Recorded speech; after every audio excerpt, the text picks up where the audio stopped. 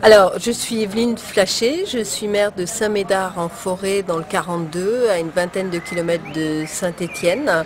On est 1100 habitants et il y a 130 enfants à l'école publique de Saint-Médard. Alors, on n'arrive pas à la mettre en place, donc on a commencé à travailler en fait sur le dossier. On s'est rendu compte que c'était pas possible et c'est beaucoup trop impactant pour le bien-être de l'enfant, pour le non-respect de ses rythmes, et puis pour une question de coût aussi, puisque c'est financé par tous les habitants de Saint-Médard. En fait, tout simplement parce que naïvement, nous les élus, on a cru qu'en prenant la voie juridique, ça allait suffire. Et on a effectivement tous les atouts pour, seulement on n'avait pas estimé en fait l'entêtement de l'État et la dictature, puisqu'ils ont tout bloqué au Conseil d'État. Ils n'ont pas tenu compte des 10 000 délibérations qui ont été prises. Et face à leur surdité, on n'avait pas d'autre solution que de faire ça, de faire cette opération médiatique qui est forte, je le reconnais, parce que je mets ma santé en danger, mais c'était la seule façon pour qu'ils nous entendent. Alors mes revendications, c'est que le Conseil d'État statue enfin sur les nombreux recours qui ont été déposés, que le gouvernement nous entende et qu'il entérine cette réforme pour en refaire une nouvelle, puisqu'on est pour une refonte de l'école, mais pas celle qui nous est imposée. Il y a effectivement beaucoup de pression de l'inspection d'académie, des pressions très fortes, des menaces si on n'était pas bon élève, et puis du ministre non, parce qu'il ne m'a jamais appelé, mais de la préfète oui, cet après-midi, où elle essaie de me faire passer pour une irresponsable et me rappelle que je suis un personnage de l'État, alors que non, j'ai été élue par la population de Saint-Médard, donc j'ai pas été nommée par le préfet, et qui souhaitait me rencontrer uniquement pour parler de ma commune, alors que c'est pas le cas. Toutes les communes et tous les parents d'élèves doivent être entendus. Voilà, alors c'est déplorable qu'un élu de la République ne soit pas entendu, donc on imagine bien les pauvres parents d'élèves et les pauvres administrés qui vont payer, ils sont loin de se faire entendre. Mon message va à l'ensemble de la population française, parents d'enfants en primaire ou non, puisqu'on est tous concernés, les parents pour leurs enfants, pour le bien-être de leurs enfants, mais aussi l'ensemble de la population, parce que c'est eux qui font financer cette réforme qui aujourd'hui n'apporte rien, c'est démontré. Parce que faire de la garderie des après-midi entières pour des enfants, ça n'apporte rien, si ce n'est de la fatigue. Voilà, donc tout le monde est concerné et j'appelle tout le monde à nous apporter leur soutien, à nous rejoindre. C'est une Fabre, professeure des écoles, dans le Var, à Toulon, en ZEP, donc en rare en fait, les anciennes ZEP, zone d'éducation prioritaire en quartier difficile, depuis 6 ans. Sur la profession d'enseignant, les conséquences de la réforme, il y en a énormément. À savoir qu'avant tout, si le but d'un enseignant c'est que ses élèves réussissent, eh bien la réforme en place ne garantira pas forcément la réussite scolaire des élèves. Maintenant, si on va un petit peu plus loin, la réforme des rythmes est tellement rejetée par la majorité des gens que 60% après avoir essuyé les rythmes scolaires ont prévu d'inscrire leurs enfants dans le privé. Donc la conséquence sur les enseignants, elle est toute simple. De moins en moins d'enseignants, c'est la mort de l'éducation nationale, tout simplement. Alors un combat du cœur. Pourquoi un combat du cœur? Parce que tout simplement, c'est pas un combat politique, c'est pas un combat étiqueté en tout cas.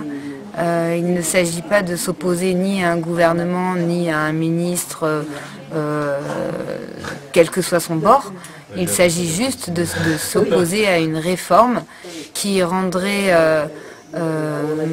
malheureux, je pense, qui ferait énormément de mal, comme on a pu le voir dans les 3800 communes, de mal aux enfants.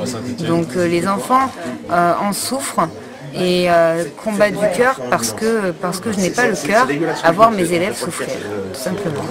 Le décret Payon comme le décret Hamon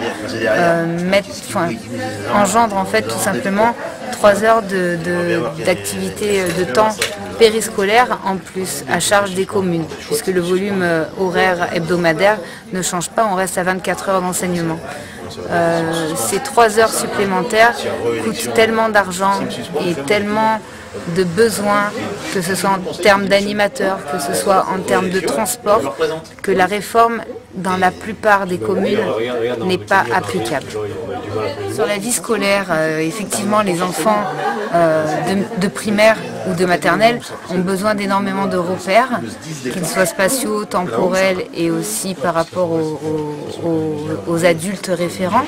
Donc au niveau de la réforme, les adultes référents sont de plus en plus nombreux, à savoir qu'un élève de maternelle est susceptible d'avoir 12 adultes dans sa journée, ce qui est complètement aberrant. Effectivement, en réseau Ambition Réussite, donc on a des élèves en grande difficulté. Ça, c'est une réalité du terrain, des élèves qui arrivent, qu'on appelle primo-arrivants, qui arrivent en CE1 par exemple et qui ne parlent pas un mot de français.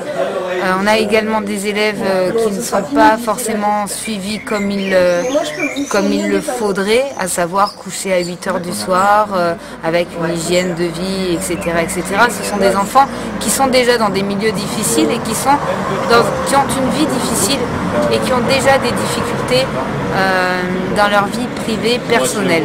Leur rajouter un matin de plus, à savoir leur enlever la coupure du mercredi, c'est juste impensable.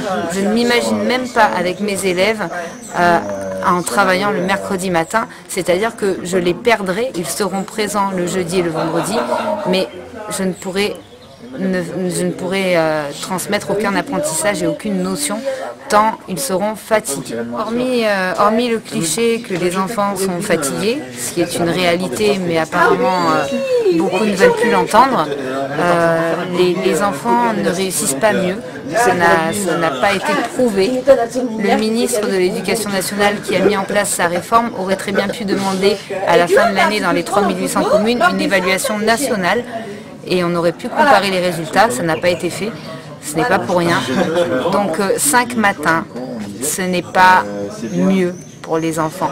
Ce n'est pas, comme le dit M. Hamon, un matin de plus pour mieux apprendre. C'est faux. 5 matins, je l'ai connu à mes débuts d'enseignante. On travaillait le samedi matin. Les enfants ne réussissaient pas mieux. Ce n'est pas vrai. Autre conséquence de la réforme, les enfants porteurs de handicap. Ces enfants-là qui sont scolarisés, en classe, il faut savoir qu'ils ont besoin, la plupart, d'une AVS. Ces AVS, il nous en manque déjà en temps scolaire. Et il faut savoir qu'au moment des TAP, les AVS ne sont plus là pour s'occuper d'eux et pour les guider et les aider. De toute façon, ils en ont besoin. Donc ce sont des exclus de la réforme, les enfants oubliés de la réforme. Sans parler des enfants qui nécessitent un PAI, tout simplement. Le PAI, c'est tout simplement, ça peut être un enfant qui est asthmatique, donc juste besoin de ventoline à donner. Donc nous, enseignants, avons un PAI qui nous donne la possibilité de lui donner son médicament. Et en général, donc au moment des TAP, les PAI ne sont pas suivis, les animateurs ne les ont pas, et il est déjà arrivé beaucoup d'accidents comme ça à la suite de TAP qui ont fini aux urgences. Personnellement, en tant qu'enseignante, je ne suis pas contre une réforme. Pourquoi pas travailler 5 matins uniquement? J'en sais rien, je ne sais pas. Je ne sais pas, je pense que c'est quelque chose qui doit se faire en concertation et non pas en 2 mois à travers un décret. Point. Grève de la faim parce que jusqu'à présent, nous avons mené des actions tout à fait républicaines, tout à fait dans le cadre de la loi, tout à fait dans les rails. Elles n'ont pas abouti à des négociations, elles n'ont même pas abouti à être entendues. Donc une grève de la faim parce qu'il s'agit de frapper bien plus fort et de demander au ministre simplement de nous entendre et de venir nous écouter. Tout simplement. On ne lui demande pas l'impossible. On lui demande juste de prendre en compte les gens, les élus, les enseignants, les parents, le collectif des Gilets jaunes qui se bat depuis 1 an, même plus. Si j'avais un message à adresser aux parents, aux enseignants ou aux élus, ce serait de se battre et de faire tout ce qu'ils peuvent, de ne surtout pas lâcher, pour garder cette école de l'égalité des chances, de l'égalité devant l'instruction, l'école de la République. On ne doit pas toucher à cette école. On ne peut pas laisser un gouvernement, quel qu'il soit, toucher à cette école de la République.